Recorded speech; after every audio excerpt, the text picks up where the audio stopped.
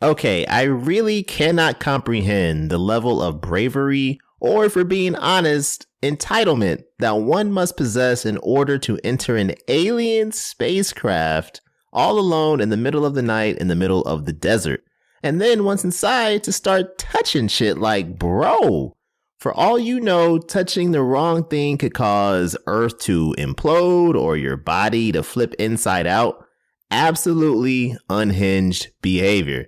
And then imagine you're the alien. Like, you park your intergalactic whip with the custom paint jobs, step out to explore these new frontiers, only for some primitive being to walk all up in your shit. Just went in there, started rubbing her grubby hands all over everything, out here acting like Goldilocks. Shameful. I'm Brandon O. This is Terrorific, and we're chopping up 2024's VHS Beyond.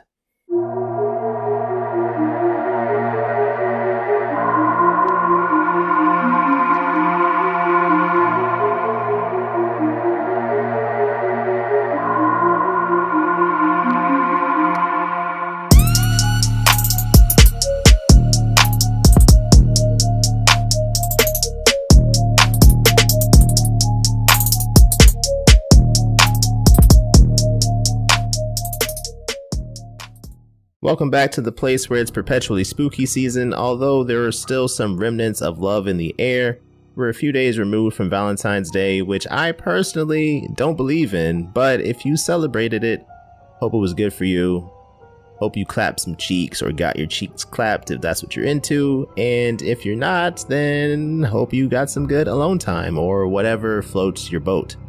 I just find Valentine's Day to be overly commercialized. Like, why do we have to exchange gifts because we make the mutual decision to be together? Like, don't we spend enough money on each other the other 364 days of the year? Why do we have to go the extra mile for this one?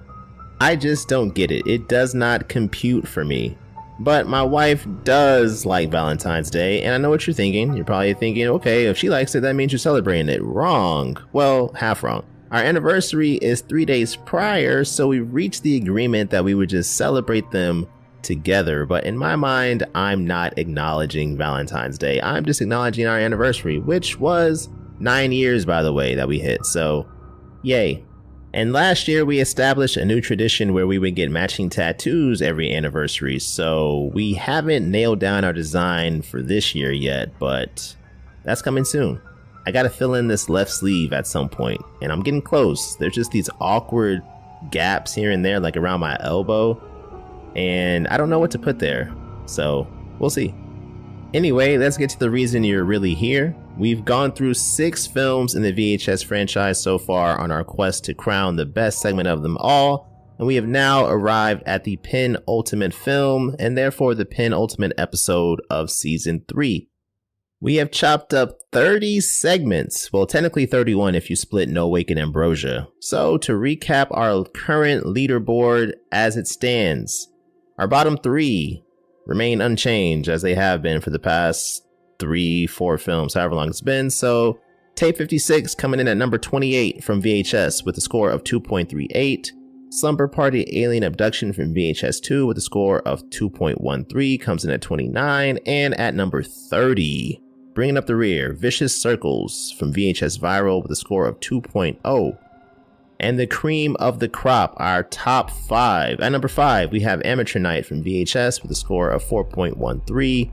At number 4, The Sick Thing That Happened to Emily When She Was Younger, also from VHS with a score of 4.25. At number 3, we have that double feature of No Wake and Ambrosia from VHS 85 with a score of 4.63. At number 2, Safe Haven from VHS 2 with a score of 4.75. And at number 1, our top dog, The Subject from VHS 94 with a score of 4.88. Now, I mentioned at the end of last episode that after the first viewing, VHS Beyond was my favorite film in the VHS franchise, and I was curious to see if it held up, 2 years later or a year and a half later. And I'm here to tell you right now, it certainly did. So our leaderboard, I think we're gonna see some movement here. But VHS Beyond has 6 segments, so kicking us off at number 6, we have the frame narrative, abduction/adduction. This segment was written and directed by Jay Cheel, whose other directorial credits include 2011's Beauty Day and 2016's How to Build a Time Machine.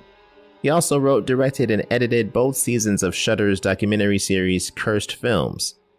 The story is framed as a documentary interviewing various skeptics and debunkers who were trying to determine the validity of a claim that an anonymous Redditor has purchased 2 video cassettes at a flea market which allegedly depict proof of an alien encounter.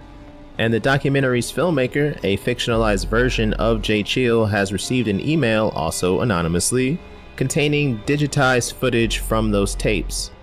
There's an estate in Toronto known as the Farrington House, but in real life it's known as the Spadina House, and people have reported experiencing paranormal activity here. So if you want to dive down that rabbit hole, go ahead and look that up. But in this segment, the Farrington House, people have reported seeing gray figures. In the 1950s, a family immigrated from Hong Kong to Toronto, and they were successful in some real estate ventures. And so because of that, they were able to purchase this big ass house. Now, the parents of the family died in the 1980s, and they left the house to their eldest son. He put it up for sale in the 90s, and while getting everything prepped, he was staying in the house. And he began to experience night terrors. He held the belief that the house was either haunted or was being visited by mysterious beings, so he decided to film things to prove his sanity, using 2 cameras. One was a POV cam and the other one was a static cam set up in his room. And once the house was sold, the son disappeared shortly thereafter. Now, with this being the frame narrative of VHS Beyond, its interludes are interspersed with the other segments of the film, and in my opinion, the interludes didn't really add a whole lot to the story. They basically just talk about how typically UFO footage results in skepticism, and they talk a little bit more in detail about other sightings and whatnot.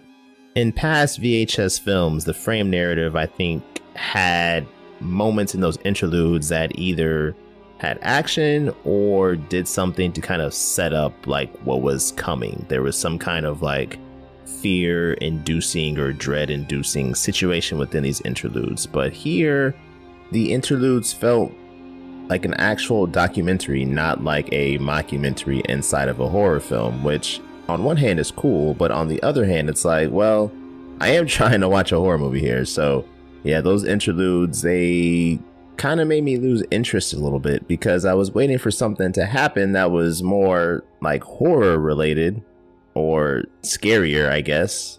And it just didn't happen until the very end, which, okay, I guess save the best for last. But yeah, those lulls in between kind of dampened the story for me.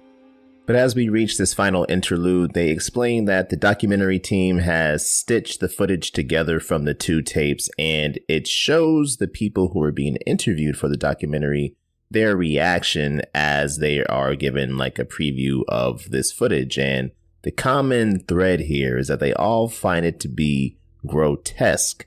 So roll the footage. We see old dude asleep in his bed, and there's some mysterious figure that's approaching. He pulls up on him while he's asleep, and he has like gray skin and 4 eyes and kind of like 2 foreheads. Looks interesting, you know.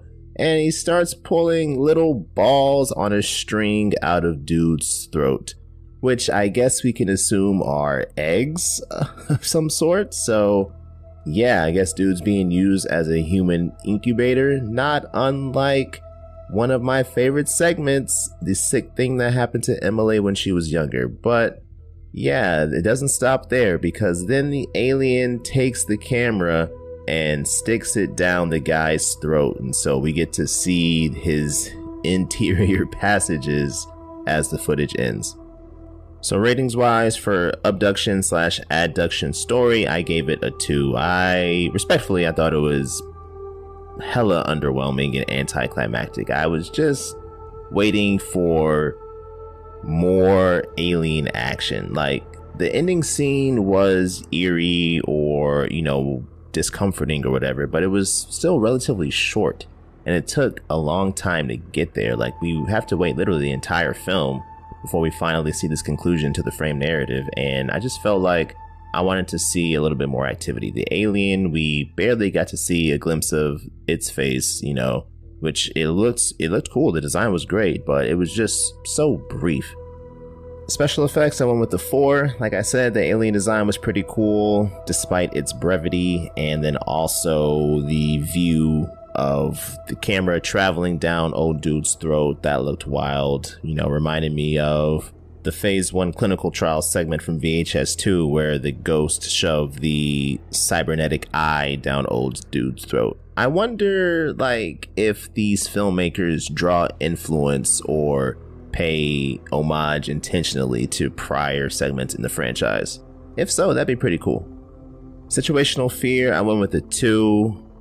I mean, dude was paranoid, or, you know, he was thinking that he was being haunted or visited by aliens at night, but he never really got that confirmation because he was asleep when they visited. And I can't remember if his eyes were open or not, but he didn't seem to be moving. So unless the alien had some kind of paralytic agent administered, which I guess is definitely a possibility, I'm gonna say that he was still asleep. So yeah, the fear was just based on paranoia and never got confirmed from what I could tell, but if I'm wrong, let me know. And finally, for likelihood of death, I also went with the 2. Even though the camera was shoved down his throat, there was a point that it like stopped, like a barrier that it reached. And I'm not like a biology person or like an anatomy major, so I don't know what it's called, and I don't feel like looking it up right now. But if you know, that barrier between, I guess, at the bottom of the esophagus before you get to the stomach, whatever that's called, yeah, the camera, I don't think made it past that. And so he might have survived. You know, he's growing eggs, so they probably want to continue to use him to grow their eggs, I would imagine. So yeah, likelihood of death was probably pretty low, at least for the time being. So that brings abduction/adduction to an overall score of 2.5. Coming in as the 5th best segment in VHS Beyond is Stowaway.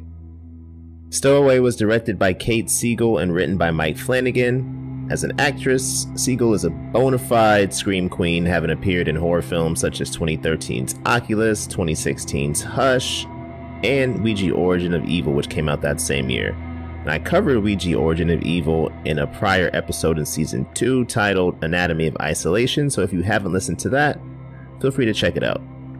Kate Siegel has also been a mainstay in Netflix's run of horror TV shows such as 2018's The Haunting of Hill House, 2020's The Haunting of Bly Manor, 2021's Midnight Mass, and 2023's The Fall of the House of Usher.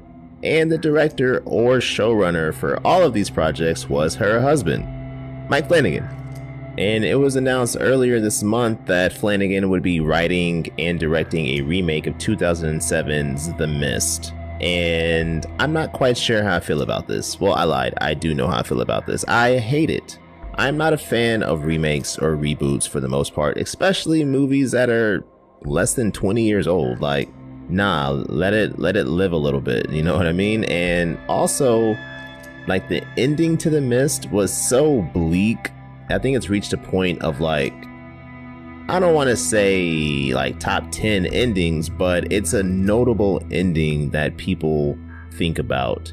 And so to remake that, would he change that ending, or would he, keep that same ending? Either way, it's going to reduce the impact of the ending originally, in my opinion. So I am not on board with this, but Mike Flanagan does make good ass movies, so I'll probably watch it reluctantly.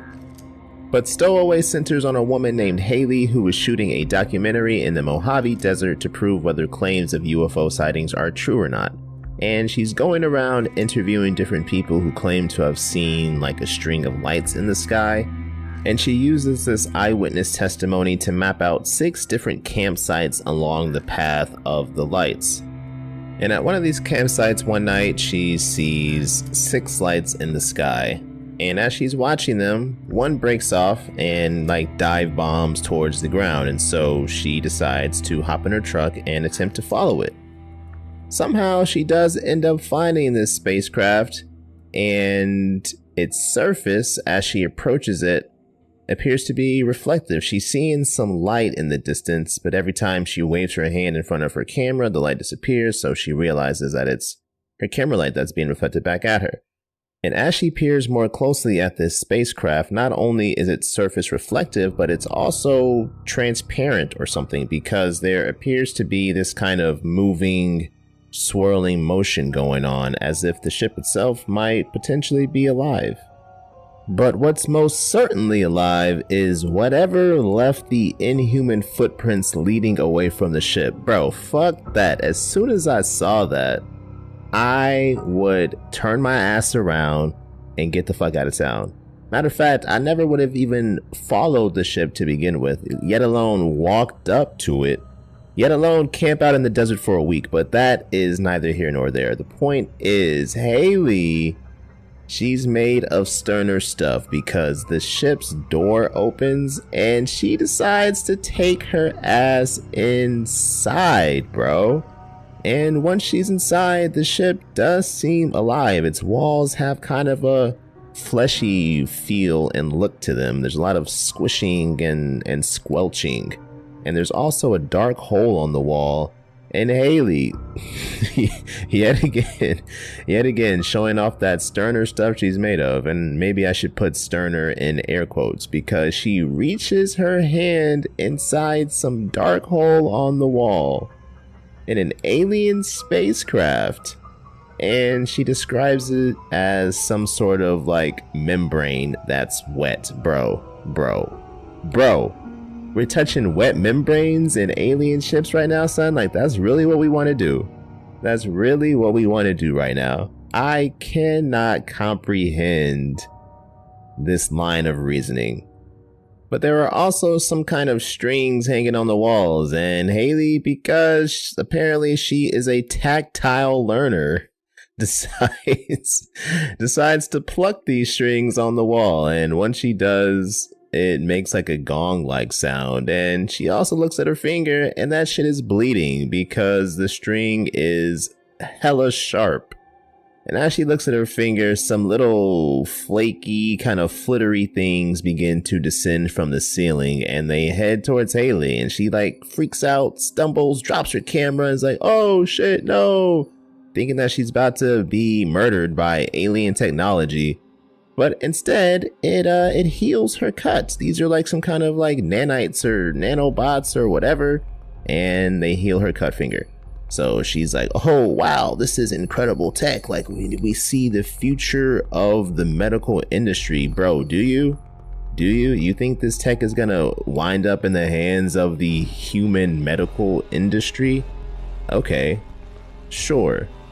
But as she ponders all these applications for this advanced alien tech that apparently she thinks she's entitled to have, one of the aliens returns, or I guess the alien who owns this ship. And Haley is like, oh wow, that's awkward, don't see me. So she goes and hides, and she's filming things using the infrared light on her camera. So we never really get like a clear glimpse of the alien. Like, it seems like it maybe had like a lobster kind of claw for a hand, but eventually it like retreats into a pod, seemingly to rest. And so Haley emerges from her hiding spot, which apparently, if you can see, if there's a hole large enough to fit a camera through, I'm not really sure how well hidden she was, but hey, you know, I can't comment on aliens alien awareness. But anyway, Haley comes out of her hiding spot, and she starts like speaking out loud, like narrating shit. Like, even though the alien is in the same ship with her, she's like, oh shit, the alien's here, wow, that's crazy, what else is going on in here? She continues her tour, her self-tour of the ship, and there's like some little like specimen collection jars or tanks or whatever, and she sees an octopus in there, a spider, a lizard, and they're all suspended in some sort of stasis goo. And so she hypothesizes that this goo is to put them in stasis because the trip back to wherever is going to be a very long time. Like earlier in this segment, she was kind of going through like distance and stuff. And so whatever the nearest star, fucking Proxima Centauri or some shit, she said that journey would take, like, if you could travel at 99.9% to the speed of light, that journey from there to Earth would take like 4 years or something. But for people on Earth, it would feel like 200 years or whatever. And then another one is like, if you're in the Andromeda system, going from here to there would take like 26 years, but feel like 4.5 million years to people on Earth. Whatever it may be. So this stasis goo is apparently built to withstand this 26-year journey. But it's important to note that earlier when she was interviewing like the eyewitnesses, one of them claimed that his friend saw aliens collecting animals.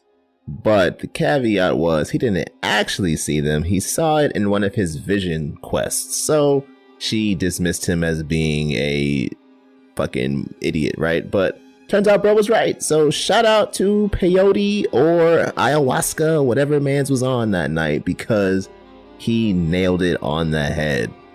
And if you're hearing like some jingling or something in the background, my cats have entered my office, so that is their collars as they do whatever they're doing. Anyway, in addition to being a tactile learner, apparently Haley also needs repetition because she yet again plucks this string despite knowing that it is ridiculously sharp and that it's going to make this gong-like sound, despite the fact that an alien is mere feet away from her. I guess she assumes that it's already in stasis or that its pod or whatever has super thick noise canceling walls, or maybe she's just like, fuck it, nothing bad's gonna happen to me because I have every right to be here in your ship and you cannot harm me.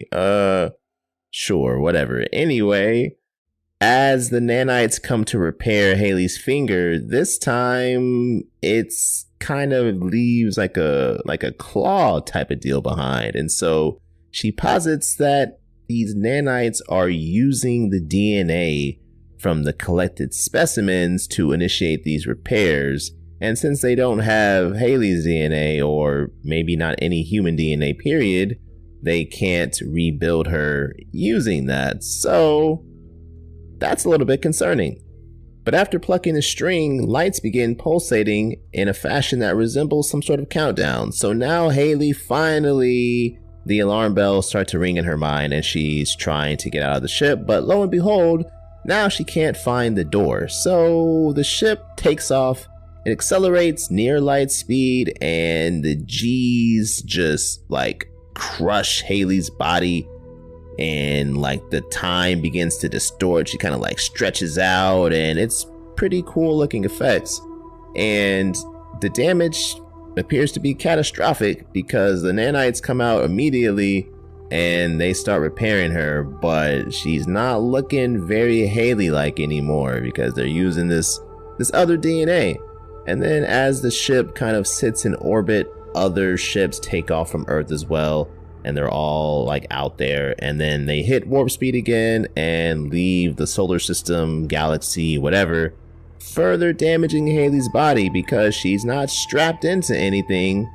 And so these nanites come out to repair her some more, and she becomes essentially trapped in this cycle of being torn apart and rebuilt using animal DNA, and she becomes mutated. She mutates into something monstrous, and the segment ends. So for its story, I gave Stowaway a rating of 3.5. It was cool, it was original, you know, it had some unique qualities there, but at this point, you know me, I like a little bit of action, a little bit of activity, so I would have preferred to see a clearer shot of the alien itself so that we kind of had a better idea of what exactly we were working with. I like to be afraid when I watch horror movies, so seeing that alien might have helped drive up that fear factor a little bit, which I think would have added a little bit of quality to the story. There's also a moment where Haley when she first sees those 6 lights in the sky and she wonders if she captured them on camera. It's revealed that she's been filming this documentary by taping over her daughter's birthday party. And the daughter doesn't play a role in the story outside of that little quick moment there. So I wonder if this detail was added as kind of a way to emphasize that, you know, here's Haley pursuing something that's, I guess, her dream or whatever, and showing the things that she's willing to sacrifice in order to achieve that or give herself the opportunity to achieve that. And I wonder if this kind of maybe mirrors Kate Siegel and Mike Flanagan's relationship with their own children, because I mean, they're both very successful in, you know, what they do, and with the rapid rate that they were pumping out shows and whatnot for Netflix, sounds like, or I would assume that their schedule was pretty busy. So maybe this was like their way of like acknowledging the fact that they haven't been home as often as they would like to themselves. For special effects, I went with the 4. There was a lot of CGI, but it wasn't like that cheap looking CGI, and there was some practical effects thrown in there as well, but I'm giving them some allowances for the fact that you can't practically go to space. You know what I mean? So whenever the ship like took off at light speed or near light speed and Haley's body was getting stretched out from the temporal distortion or whatever, you can't really do that practically, so I understand the use of CGI there, and it didn't look bad. So yeah, situational fear, I went with a 3, because look, I know we like to joke around that white people aren't afraid of anything besides equality, but like Haley really embodied that joke, because bro, like, first of all, you're pursuing a UFO in the desert, okay? You see it, it's landed on the ground. Not only do you approach it, but you enter this spacecraft, bro. Like, that is absolutely unhinged behavior. So if she was afraid, she did a good job of masking it, or her excitement or desire to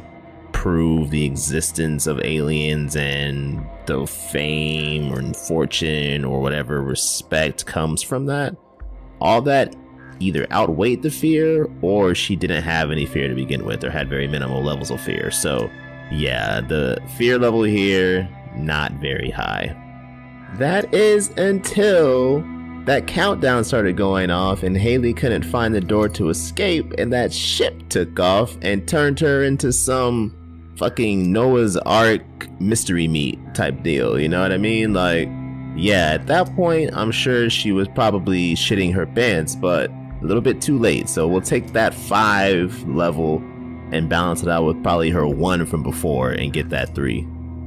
And finally, for likelihood of death, I went with a 2. First and foremost, she never should have entered the ship. That was definitely avoidable, so should give her a 1, but I'll cut her some slack and just say she was so overcome with being so close to realizing her dream, or whatever it may have been, her ambition to make this documentary, that she couldn't control herself and got onto the ship. But even then, once she was aboard and her body started disintegrating and shit, she's still being repaired over and over and over and over again. So yeah, likelihood of death is probably at least 26 years away once she reaches the destination.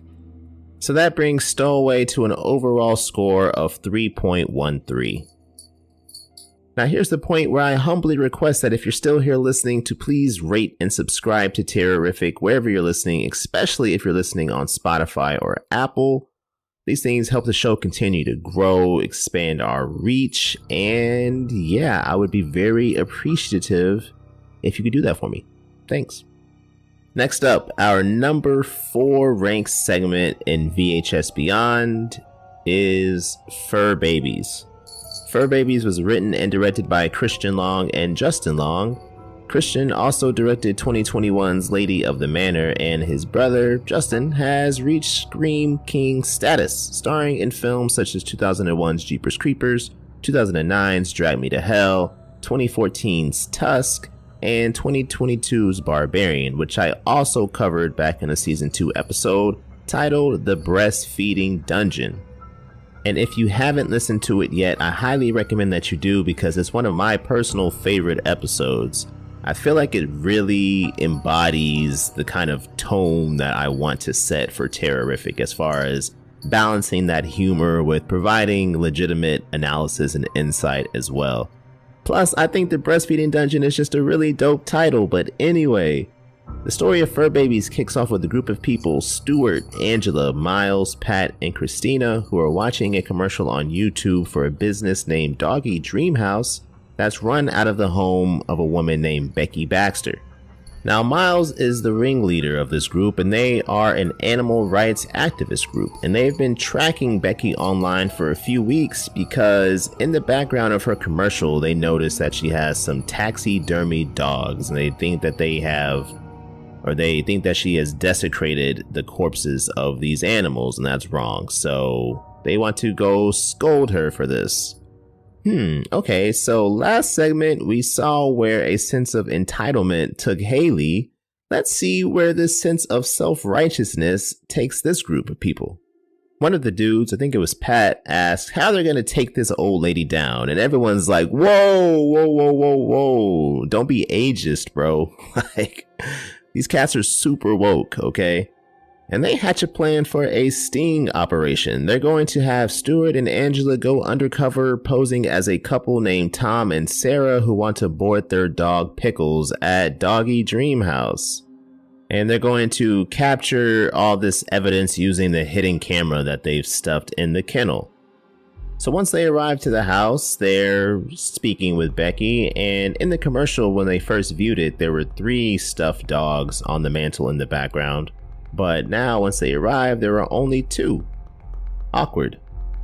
And they comment on the missing dog because there are like name plaques underneath each one. And so this one is named Gary. So like, hey, where's Gary? But here we go. Another Gary in the VHS franchise. So I have a feeling things aren't going to go very well here. But Becky says that even though Gary was a Pomeranian, he had the heart of a pit bull, and he sacrificed himself to save her from an intruder, and so he is going to be receiving a special treatment. At this point, Stuart gets all self-righteous and says it's barbaric to not bury these dogs after they die, and that taxidermy is body mutilation. He is really up on his soapbox here. And Angela slips and calls him by his real name instead of Tom while she's trying to get him to be quiet.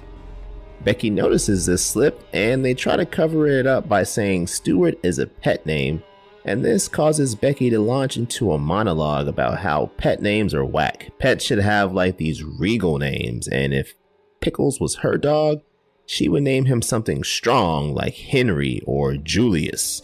And as she says this, she bends down to look into the kennel, and she gets this very ominous look on her face as she stares directly into the quote-unquote hidden camera. Ooh, they are in danger, boy. But as Becky gives them a tour around the house, they see a dude sitting very quietly and very still at the kitchen table. And they're like, whoa, that's weird. And Becky says it's her brother Bo, but Pickles starts snarling as soon as he sees him. And you know what I say, when it comes to horror movies, always trust dogs. Anytime a dog starts whining or barking or acting up or refuses to enter a house or whatever it may be, a room, you need to get the fuck out of there expeditiously. But hey, they gotta save the animals. Earlier they had asked if Becky lived alone and she said yes, but now she clarifies, saying it feels like she lives alone because Bo hasn't talked much since the accident. Bro, what the fuck? What are we even doing here, bro? But she says they used to get into these crazy fights and they would just like growl and bark back and forth at each other. Okay. She's crazy. Bet.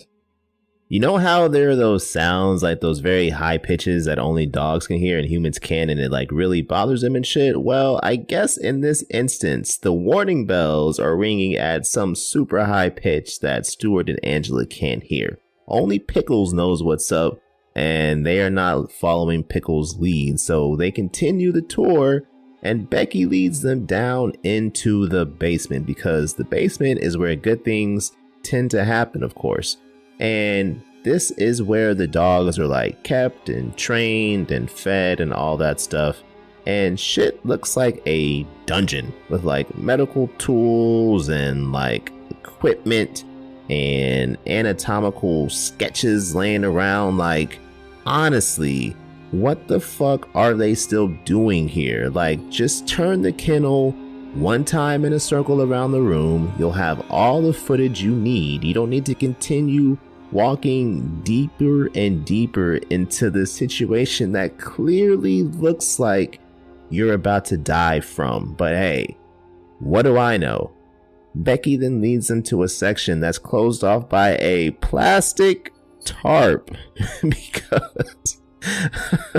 because hey, I guess there's some cool surprise back there, you know, that needs to be covered by a fucking plastic tarp. And Becky refers to this as the timeout corner. She says it's where she keeps the naughty boys and girls who sneak into people's homes and ask rude questions just like they did. And then just like he did. And as she says she pulls the tarp back, and there's a dude in a cage begging for help.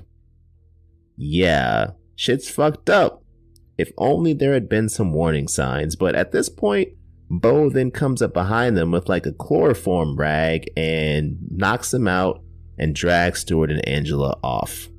The footage then cuts from the hidden camera to Becky's camera at her desk, and we see that she has caged Stuart and Angela while also renaming them Cynthia and Marcus. Angela has had like dog teeth and like a dog's lower mandible surgically grafted into her mouth. And Stuart gets sedated and operated on to have his hands converted into paws, and then his teeth installation is up next after that.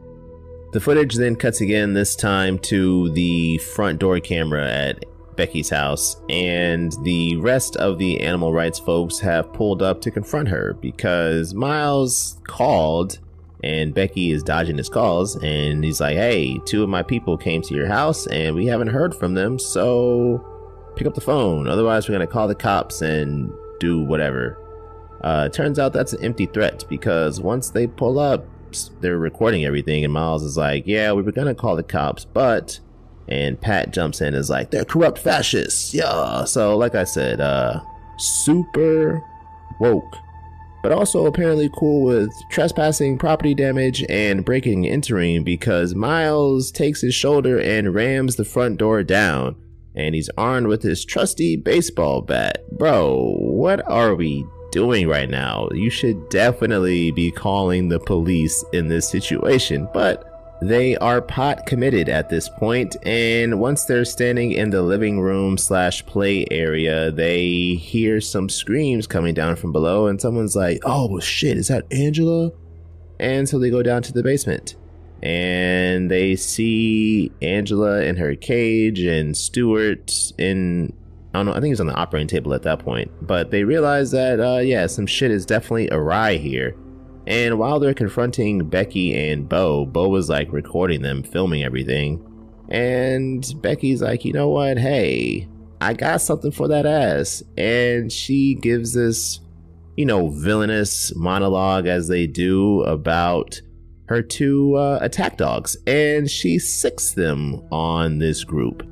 And these quote-unquote dogs are people, of course, and they have like razor sharp claws, they have their teeth, and they just tear everybody to pieces.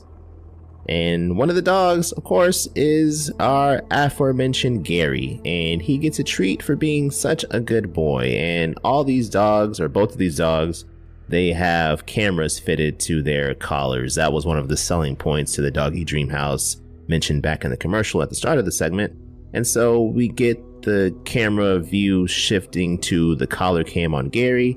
He runs upstairs and is playing in the play area for a while, having fun. And then we see a porch pirate approach through the doorbell camera, or the front door camera, and Gary senses him, so he runs through the doggy door and jumps on this porch pirate and tears him to pieces as well, pulling out his intestines and shit and just going to absolute town in broad daylight. So yeah, I don't know who lives in this neighborhood or whatever, but apparently it's a porch pirate hotspot, so I guess people aren't typically around. So pretty awkward. And this segment ends as Gary plays with his new chew toy. For its story, I gave Fur Babies a rating of a 4. It was very engaging. I was into it. I had to dock it though because of the Justin Long connection. It was very similar to Tusk. Essentially Tusk for dogs. You could have called this Snout and it would have made sense, but you know, the whole concept of humans showing up to a place and being turned into animals through surgical means and being retrained to the point that they believe that they actually are that animal or behave like that animal. Yeah, very, very similar stories, but still it was interesting, it was engaging, and it was well acted. So Becky, she had vibes of like Kathy Bates' character from Misery. And so yeah, I was rocking with that. And I also think there was some commentary here on like performative liberalism. Like, just because you're woke doesn't mean you're a good person. I mean, Miles broke into someone's home, and the first question he asked, I think it was something like, did I look cool, or did you get it on camera, something like that. Like he's concerned with looking badass, not the fact that at that point, he didn't even think about, you know, his missing friends. You know what I mean? Like, he's still a self-centered person, even if he tries to make it seem like he's looking out for the everyman or animals or whomever it may be. And the dark side of wokeness is self-righteousness, and self-righteousness foundationally is rooted in ego. And it was that ego that prevented the friends from calling the cops and having them take care of this. People who are armed with something more than a baseball bat and a video camera. To assume that all the police officers are fascists is crazy, but also, if we're being real, this group of people, I think, would have the least amount to fear from a police interaction if anything were to kind of have some friction there. They are all white people. Okay, let's just say what it is. White people in an area that appear to be relatively affluent. So yeah, I would think that the police interaction here, if they were to show up, would be less hostile than it might be with other people in other circumstances. But of course, had this segment been released in 2026 post the Renee Good murder, then I think we would have had a different lens through which to view this, and it would be more understandable why they were so reticent to call the cops for backup, because Renee Good's murder showed us that if law enforcement personnel can kill a white woman, they can kill anybody, and they have and do and continue to kill anybody. But we don't need to dive too deeply into that right now. So moving on to special effects, I gave that a rating of a 4 as well. The dog surgical alterations were all practically done, so that looked pretty cool.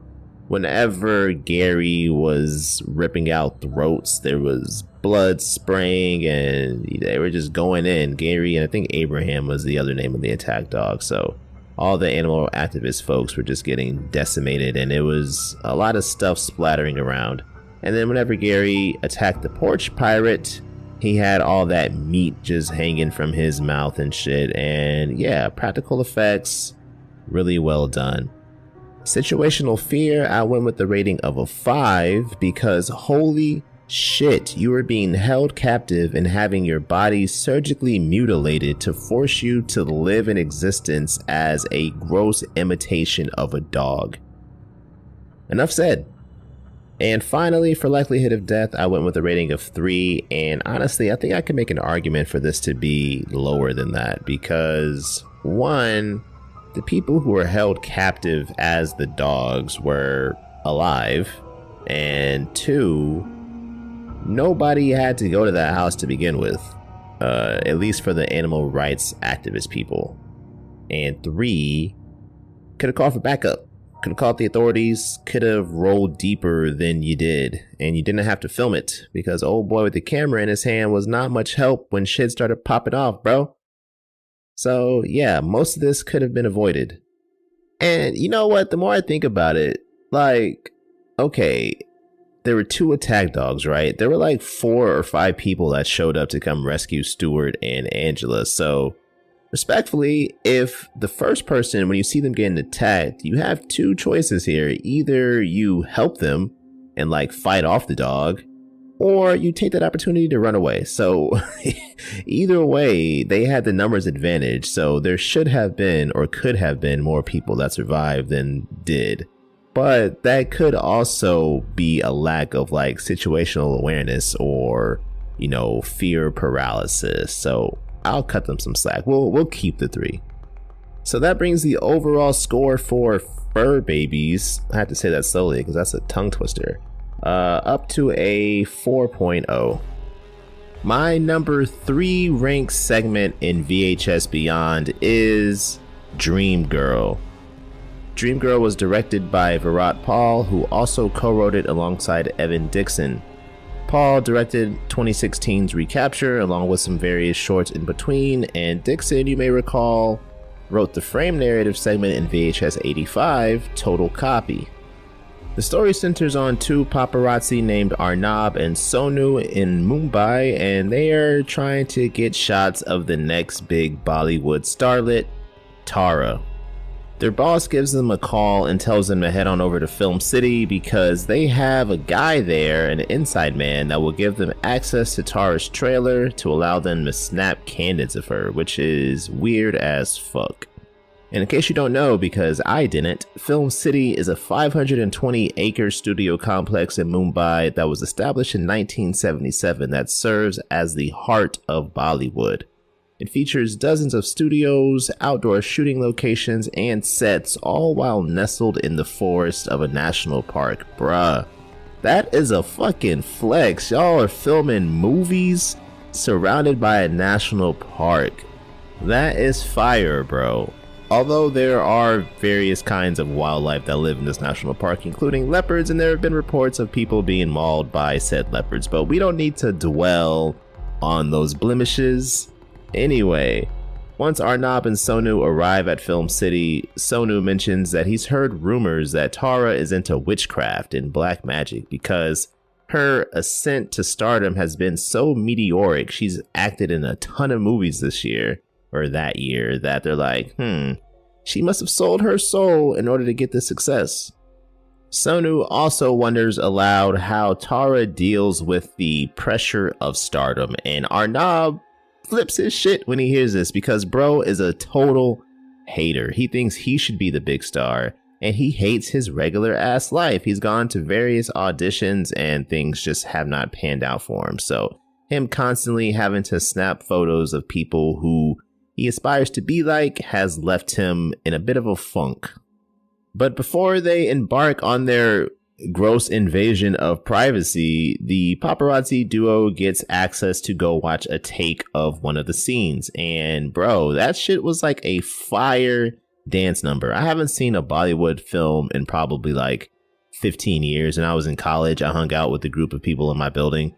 They were Indian, and so they put me on to these Bollywood films. So we watched them for like, we were friends for like a year or 2. So after that, I just kind of fell off. But anyway, watching this shit, I was like, bro, okay, I need to maybe get back into that because I thought it was dope. But then things get a little bit awkward because there comes a point where all of the backup dancers like kind of stop dancing, but Tara is still going and everyone's a little bit confused. And so Tara's manager gets mad and demands they cut and go on break. So while all this awkwardness is occurring, Arnab and Sonu sneak over back to the trailer, and Arnab enters it while Sonu stands watch outside. Eventually, Sonu starts to pound on the trailer to alert Arnab, and he hides in the closet right before Tara and her manager come inside. And the manager scolds Tara. He's saying that she needs to focus solely on the dance. She has too many other things on her mind and she needs to forget about them. He tells her that the only reason she has any value in this industry is because she does more for less, and stars are easily replaceable. But then he tries to be all sweet and loving, starts stroking her face and her hair and shit because yay, manipulation. Manager, he leaves, and once he does, Tara breaks down sobbing, and as Arnab is watching all this unfold from his closet hiding space, he accidentally sticks his hand in some sort of mystery goo. And bruh, fuck that. Like, that is insane. If I stuck my hand in some kind of mystery goo, I would lose my shit. That is disgusting, bro. Even if it had like no odor or anything at all and just felt like hand sanitizer, I don't care. Like, I'm gonna freak the fuck out.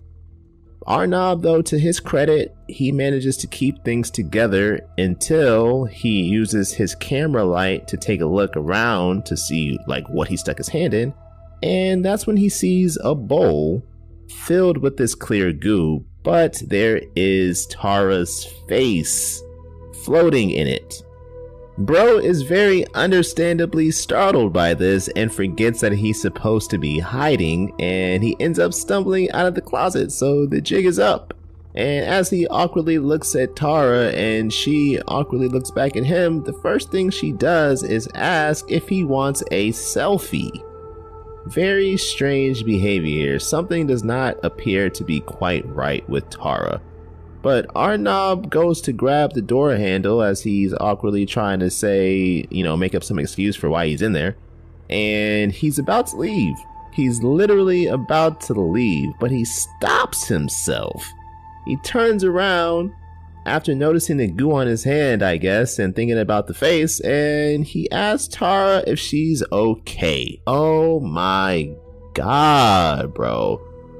This is the one thing that I just can't stand. Like, you are right there on the verge of getting out, right there on the verge of survival or avoiding whatever impending doom is heading your way. And he wasn't even really concerned about her, let's be honest. He is just trying to take this opportunity to form an alliance with a rising star or at the top of the game currently to get his foot in the door and hopefully break onto the scene. But yeah, we'll see how that works out for him, buddy. We already saw how the manager manipulated Tara. Now we get to see Arnab try his hand at it as well. He tells her that she doesn't even need her manager, and she looks mad confused before replying with, quote, "But he made me." Very interesting choice of words there. But bro starts trying to give some kind of hype / pep talk, saying how great Tara is and how everyone wants to be her. But she just tells him that she wants to be normal, and also that she likes his face. Again, very interesting choice of words here.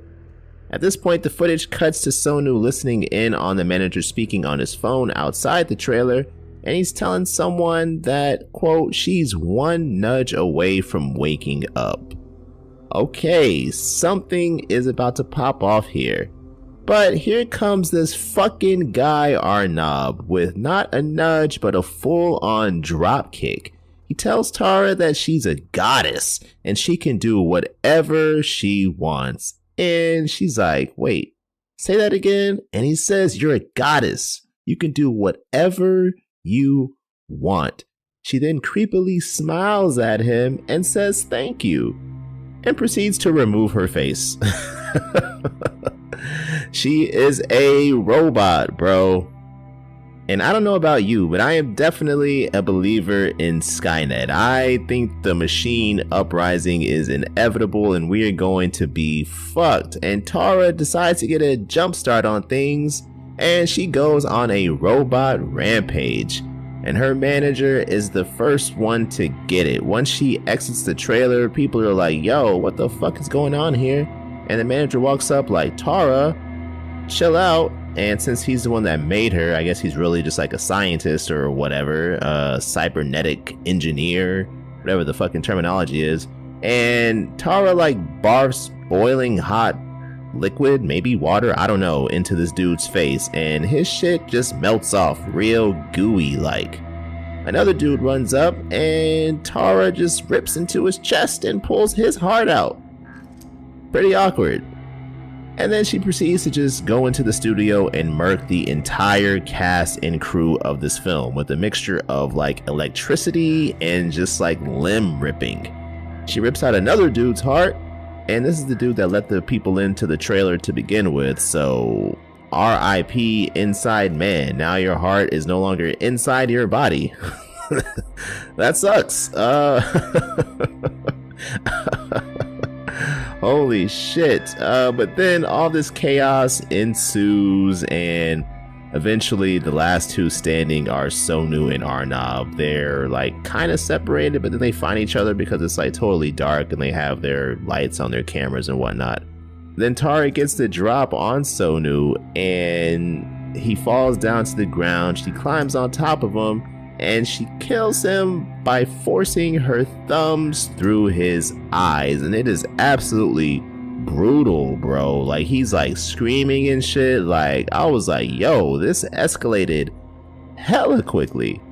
And Arnab, while he's trying to escape, ends up being cornered by Tara on the main set, and as he like tries to maneuver around her, this dude slips and falls, and she walks up on him all menacingly before kneeling down and ripping his arms off. And it's absolutely brutal, bro, because again, this dude is yelling too. Like, most times I feel like in these segments in VHS there hasn't been like drawn out pain.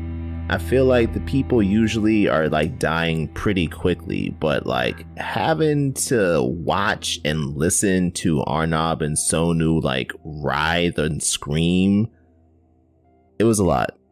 And Tara told Arnab that she liked his face, and she said that for a reason. So she uses a nail to carve out his face before peeling that shit off. And as she does, because he's on his back, this man's eyeballs like flop backwards like towards the top of his head / the ground. And I was like, what the fuck, dog? Like, the attention to detail right there was insane.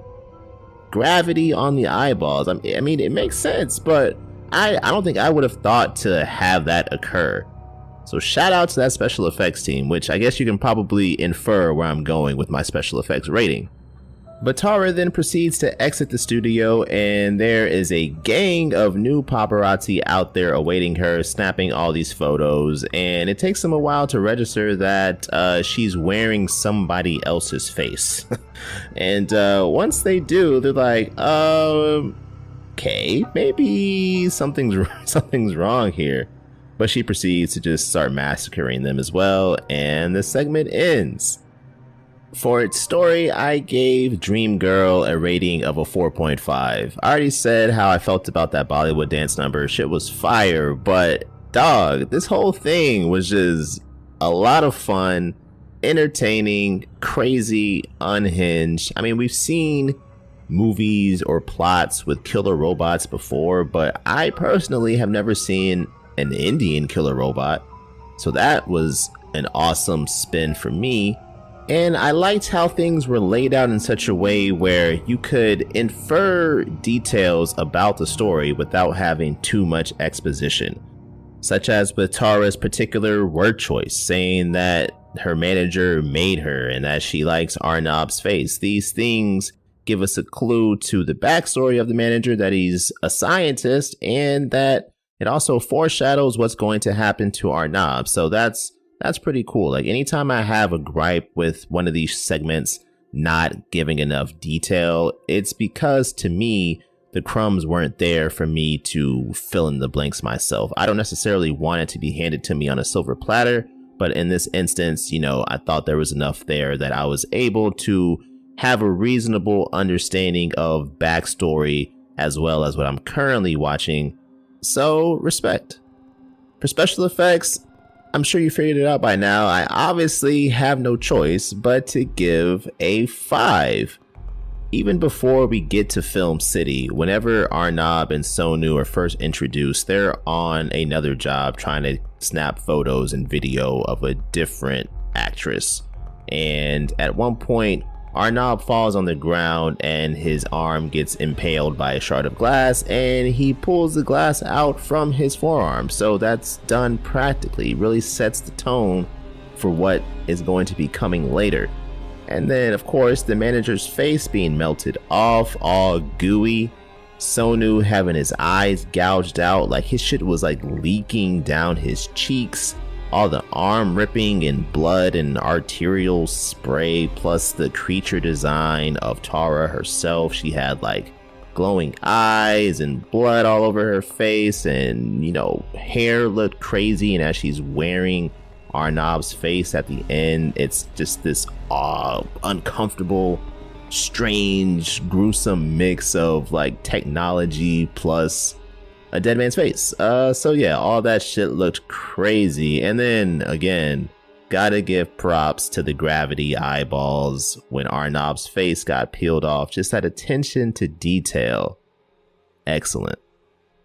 For situational fear, I also went with the rating of 5. I mean, you're being pursued by a killer robot. Yeah. And I think she kind of like locked them into the studio at first. So the initial wave of like the cast and crew being taken out, they were kind of fucked. So yeah, that has to be terrifying. And then whenever Sonu has his eyeballs being gouged out, I mean, that took a little bit of time for him to die. So I know that fear factor was stupid high. And then our boy Arnab, Mr. Hey, you don't need that manager. You're a goddess, girl. This dude getting his arms ripped off and just having to lie there while his face is then carved and peeled off. I mean, holy shit.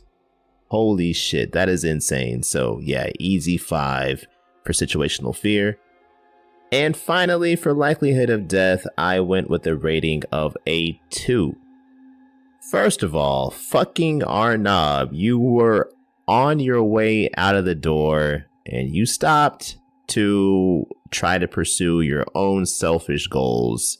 So one dude literally caused the deaths of dozens at least. So fuck that guy, you suck. But also for everybody else, once things did pop off, I mean, just like the sheer numbers of everyone involved, I mean, I guess the cast and crew notwithstanding because they got locked in the studio, but once Tara came out with the rest of the paparazzi and they were getting like mowed down, the people at the back or furthest away from her, I think had an opportunity to run away and escape. So yeah, but Arnab definitely is the LVP in this scenario. Like, bro, honestly, like, what exactly is the best case scenario here? Hey, you're a goddess, girl. You can do whatever you want. Like, what did he think that she was going to say? How did he think she was going to react? Like, oh my God, thank you so much. And just like suck his dick and then be like, and by the way, I can introduce you to my manager and you can be my co-star in my next film. Like,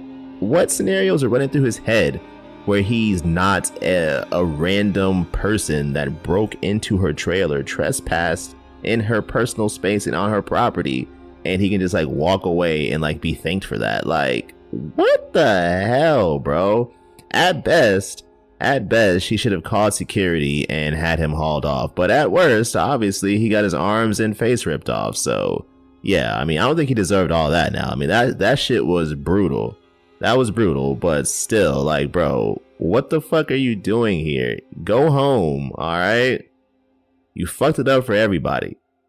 But anyway, that brings the overall score for Dreamgirl to a 4.13. Coming in the number 2 spot for the best segments in VHS Beyond is Stork. Stork was directed by Jordan Downey, who also co-wrote it alongside Kevin Stewart, and the two are frequent collaborators, including on Downey's 2008 debut feature, Thanksgiving, which I have not seen yet. I really need to add this to my list or move it up higher on my list one of these days. But Stork centers on a group of police officers who belong to a special unit called Warden, and their members are Broom, the captain, Albert, Bennett, Ivy, Segura, and E.T. Segura is the rookie, and he's riding around with Broom, and they go to meet up with the rest of the squad at a warehouse. They are planning an operation. And during the debrief, they explain that there have been 17 kidnappings in the last 3 months, all of whom were infants, and a witness followed the latest kidnapper back to a house, and Warden plans to raid it. And as they prepare for this mission, the amount of guns they have suggests that they don't plan to take anyone alive. They are locked and loaded. It's also revealed that one of the unit members, E.T., is the father of one of the 17 missing babies, so there's some personal stakes involved as well. Warden pulls up on the house where the eyewitness said the kidnapper retreated back to, and it is extremely dilapidated. Not only that, there's someone outside ambling around while carrying a chainsaw. Very ominous. And once Warden enters the house, they are immediately attacked by a horde of zombies. And these are the fast kind of zombies, the ones that be sprinting at folks, bro. And Warden begins to mow these motherfuckers down. Segura ends up getting separated from the group by the chainsaw man, and he runs into the attic. Once he's there, he sees some sort of shrine with a bird-like humanoid figure made out of bundles of sticks and shit as the centerpiece. Segura eventually rendezvous with the rest of the squad, and after all the zombies have been put down, they investigate the corpses, and they notice that all of them have the same wound that's been bandaged up on their forehead. At this point, they begin to hear strange sounds and other sounds of movement coming from upstairs, and then a child crying. E.T. immediately takes off thinking that it's his kid. Not exactly the smartest tactical decision to make. Perhaps they should have left him back at home. He's a little too close to the situation. But as the rest of the team continues to advance throughout the house and clear floors, they end up entering a room where there's a meteor that's crashed down through the roof. And they comment that it looks like it's been cracked open and that something appears to have crawled out of it. Fuck that. But at this point, as my cat bats my microphone, chill out, bruh. At this point, another zombie enters the room and they subdue it by blasting its kneecaps with a shotgun. Yikes. They restrain it and then remove the bandage from its forehead and reveal a big ass hole right in the middle. And Segura sticks the camera in there to get a closer look, and it reveals that there's no brains in this skull. This zombie is literally mindless. Warden is fairly certain that whatever being is behind all this activity is at the very top floor, but the stairs to reach it have been barricaded, so they go back downstairs to retrieve the chainsaw. And at this point, the zombies that they previously put down rise up again. And after re-killing all these zombies, the squad heads back upstairs and clears the blockade. And at this point, they encounter another zombie. Bro, there are so many zombies in this house, Zombie City. And the fact that nobody got taken out is miraculous. But they encounter a zombie who's holding one of the kidnapped babies, and they hear something or someone singing eerie nursery rhymes. I'm not gonna lie, if I heard someone singing nursery rhymes in a dilapidated, dank-ass house with tons of zombie corpses and body parts littered around, and it's pitch black outside, I would probably shit my pants, personally. But, Warden, to their credit, they're like, fuck it, it's time for this final confrontation. And the captain's trying to get them all hyped up, and he's like, yo, whatever's up there, let's make it pay. And one of the officers drops an all-time bar. She's like, there's no reward for going home with extra ammo. Bro, that is fire. And here's where things get wild. So as Warden enters the very top floor, that's a top bedroom or an attic, whatever it is, there are a bunch of cribs set up, as well as tree branches that have been arranged in a nest kind of formation. They get closer to one of the cribs and they see there's an infant in there, and this infant looks pretty fucked up. Has pale skin, like stringy white hair, and a bloody mouth that's like in the process of mutating into like a beak. And then they hear this wheezing coming from the shadows, just this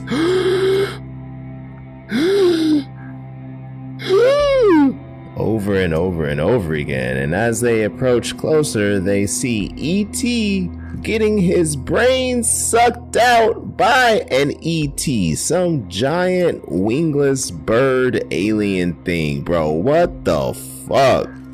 And this is why you don't run off by yourself, bro. Like, this motherfucker was having his brain just sipped on like a Mai Tai. Absolutely insane. But then this bird alien regurgitates the brains to feed the baby in the crib next to it. What the fuck? Absolute madness. And Warden's like, alright man, we've seen enough. Light this motherfucker up. And they just unload on this thing. Like, this thing takes more shots than Denzel in Training Day, bro. And while the stork is getting lit up, E.T. rises as a zombie and attacks Segura. So while Segura tries to fend him off, the stork capitalizes on that distraction and wounds Segura, but it's non-life threatening. Eventually, it falls down from its injuries, seemingly dead, until a baby begins to coo, and the stork begins to move around like it's going to rise up again. And then one of the officers says, nah, we're not about to have that happen, and comes and stomps on this thing's head and just demolishes it, bro. Warden then takes a picture with the stork's corpse, and the segment ends. So for its story, I gave Stork a rating of a 5. I thought it was crazy. This is one of the more action-packed segments in the VHS franchise, in my opinion, and I like my action. And I like the twist they put on the zombie genre. You know, we've seen zombies done countless numbers of times, but to have a giant alien bird be the impetus behind this zombie outbreak, I thought was a cool spin. And since they were all police officers, they were all wearing body cams, so we got multiple vantage points as they were fending off these zombies. Had they been just regular people or some other, you know, non-law enforcement personnel, then I don't think we would have gotten that same kind of visual aspect, and I like what that added to the story. It made things more dynamic for me. For special effects, I gave a rating of 5. This is arguably the best practical effects thus far in the VHS franchise. All the zombie makeup looked great, you know, practical blood, guts, all that stuff. The scene when they looked inside the zombie's head was CGI, but still was a cool shot of this brainless skull. And then taking the chainsaw to these reanimated corpses, there were intestines hitting the floor, blood splattering all over the camera, just wild shit. That mutated baby was just like nightmare fuel, and that was all practically done. The stork design, practically done. It looked like Big Bird if he was like strung out, had just like a crazy heroin addiction and just went off the rails. You know, the price of fame and being a child star, like, it was wild, bro. And then finally, whenever they stomped on the stork's head at the end, and that shit popped like a gusher, bro. Like, Safe Haven and The Subject, those were probably my top special effects so far, but this one here, it may be like a 1A, 1B, 1C type of situation, and I'm not entirely sure how I would order those. For situational fear, I gave Stork a rating of a 4. I mean, having a chainsaw wielding zombie sprint at you was definitely terrifying, but you know, these people, I think to take this job, your fear center has to operate a little bit differently than Gen Pop.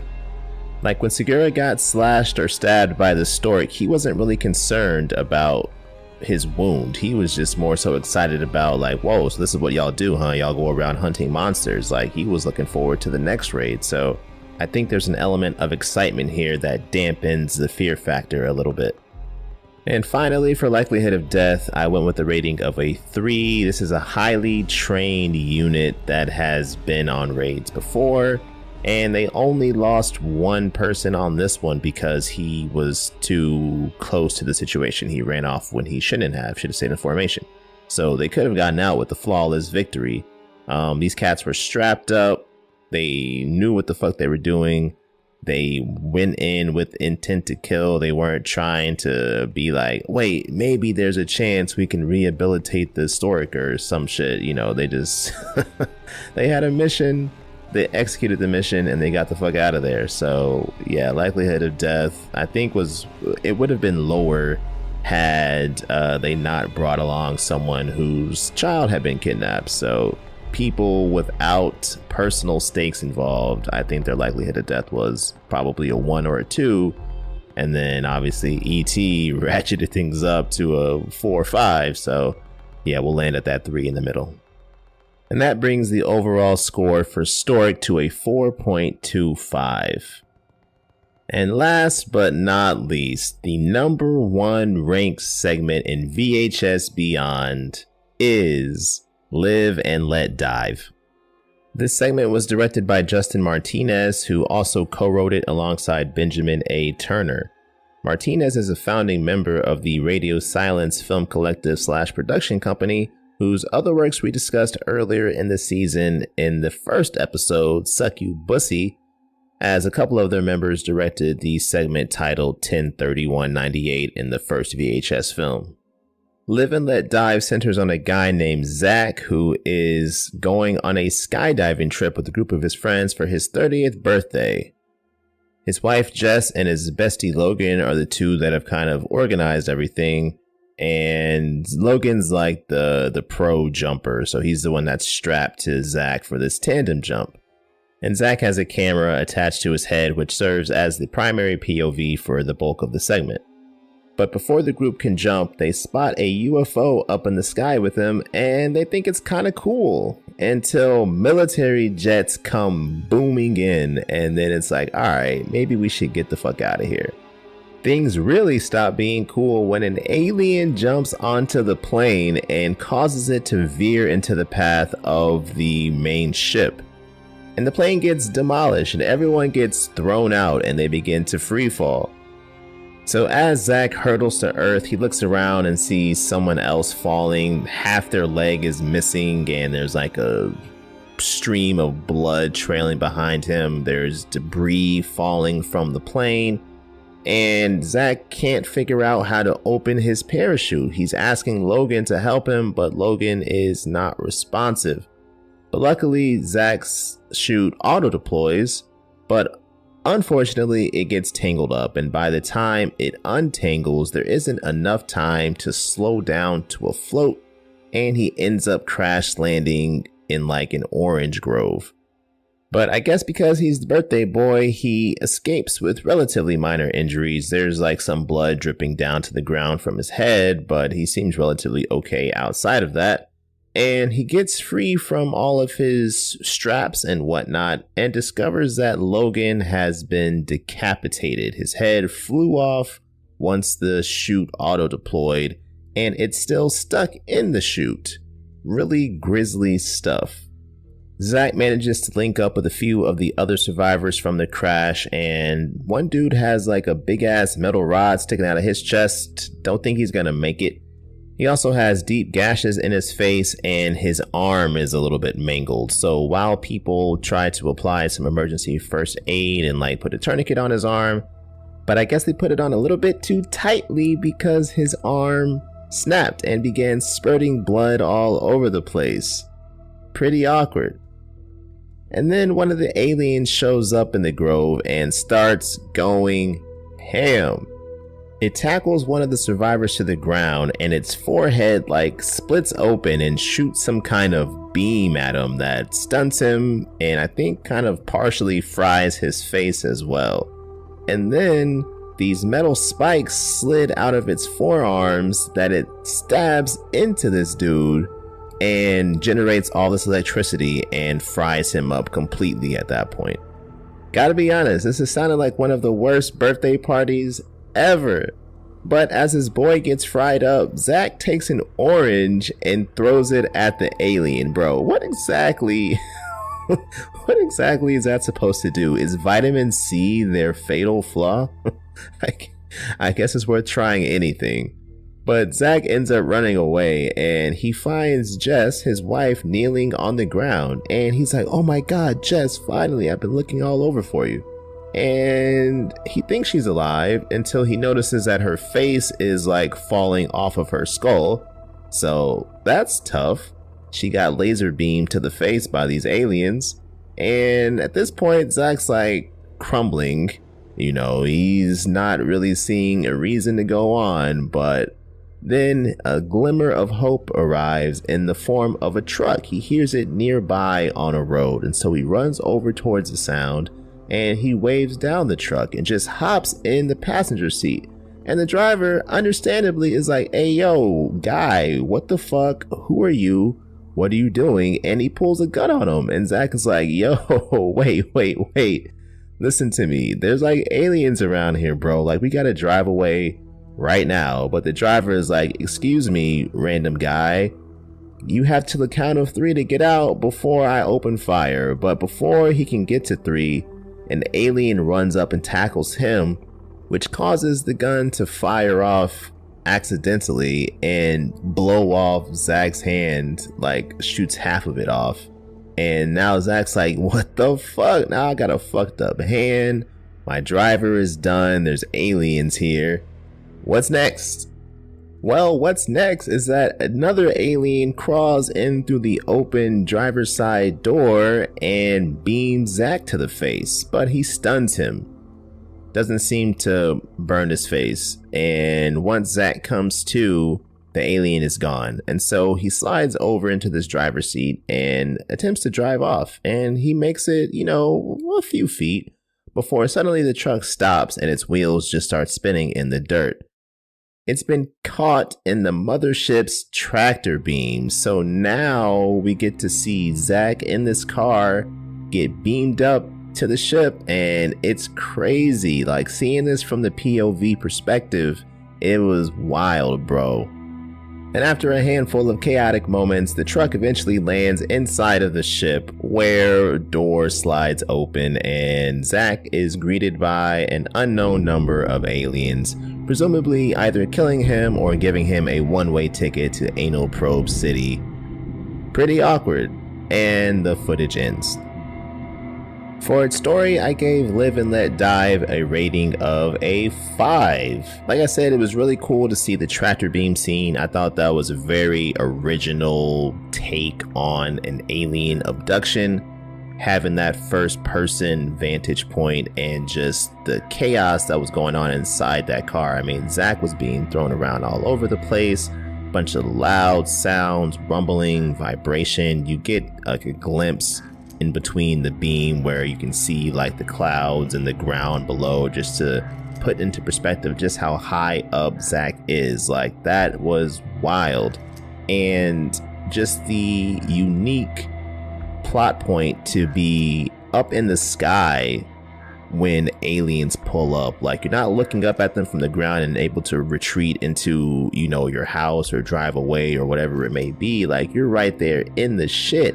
And to have the ship fly through your plane, like, bro, to be then free falling as debris around you falls, aliens around you fall, like you see an alien attacking another person from your party in the sky, like, wild shit. And to have that then continue on the ground as well, it's like there's just no rest for the audience. As a viewer, you're essentially just being pounded by action and activity for the entire runtime. Like, at the start of the segment, they're doing like video tributes to Zach or whatever, you know, just commemorating the moment. And that lasts maybe like 3-4 minutes before the UFO pulls up. So a lot of the runtime of Live and Let Dive is like you're really being thrown into this action of this invasion, and I really enjoyed that. For special effects, I went with a rating of a 4. CGI use was very heavy, but this is another one of those segments where I have to give some allowance for the fact that I don't think you can practically have an alien invasion during a skydiving, trip without having an insanely high budget. So yeah, with the dude free falling with half his leg missing and the blood trailing behind him, I thought that was a nice attention to detail.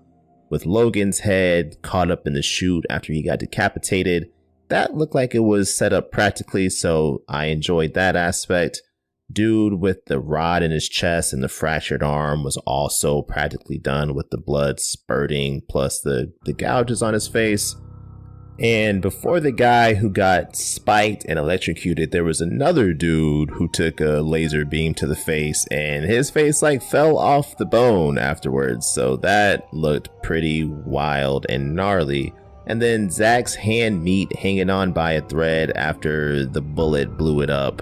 That looked crazy too. For situational fear, I went with the rating of a 5, and I will be completely honest, some of this is rooted in bias because personally, I am terrified of heights, bro. So the idea of being up in a plane about to skydive alone is terrifying, yet alone throwing aliens into the mix and having my plane exploded by an alien ship while I'm forced to free fall is definitely shit your pants worthy. And once you're on the ground and all these aliens are running around beaming people in the face and stabbing them with spikes and shit, that's insane. And the tractor beam, having to be beamed right back up into space after falling down, going back up probably at just as fast, if not a faster rate. I don't know how alien tech works, bro. Hell no. He wasn't even wearing a seatbelt. Dude was just flopping around like crazy. Fuck all of that, dog. I would not make it. And finally, for likelihood of death, I went with a rating of a 5 because, first of all, just being able to survive the plane crash, that was a miracle in and of itself. Then being able to survive the fall to the ground with the chute deploying late and aliens in the sky going after people while they were falling too. The odds of surviving that are pretty low. Then once you're on the ground, being chased by a gang of aliens, beaming folks, spiking folks, and getting beamed back up, there was really no chance for anybody to make it out of here in one piece. So that brings Live and Let Dive to an overall score of a very strong 4.75. And I know that's definitely going to shake up our leaderboard. But to recap the ratings for every segment in VHS Beyond, starting at number 6, we have Abduction/Adduction with a 2.5. Then we had Stowaway with a 3.13, followed by Fur Babies at number 4 with a 4.0. At number 3 was Dream Girl with a 4.13. Number 2, Stork with the 4.25. And of course, at number 1, Live and Let Dive with that 4.75. So what does our top 5 now look like? Well, Stork has booted out 2 segments from VHS that had been in the top 5 all season long. Amateur Night and The Sick Thing That Happened to Emily When She Was Younger are now gone. So coming in at number 5, we have Stork from VHS Beyond with that score of 4.25. The Sick Thing That Happened to Emily When She Was Younger also scored a 4.25, and both segments received a 5 rating on its story, but Stork gets the tiebreaker on special effects with its 5 compared to Emily's 4. Sliding down 1 spot to number 4 is No Wake/Ambrosia from VHS 85 with a score of 4.63. Crashing the party at number 3 is Live and Let Die from VHS Beyond with that score of 4.75. And it tied our number 2 segment, Still Safe Haven from VHS 2, also with that 4.75. Both of these segments received a 5 for their story, but Safe Haven takes the tiebreaker on special effects with its 5 compared to Dive's 4. And still holding down the number 1 spot, The Subject from VHS 94 with its score of 4.88. At this point, I think it's probably going to finish there. VHS Beyond had the strongest chance to produce a segment to knock it out because that was my favorite film from top to bottom in the franchise. But we won't crown it just yet. We still have one film to go. But that's all for me. I'm out of here. I'll see you back here in 2 weeks for VHS Halloween, and it will be the season 3 finale. But in the meantime, remember, always keep it spooky.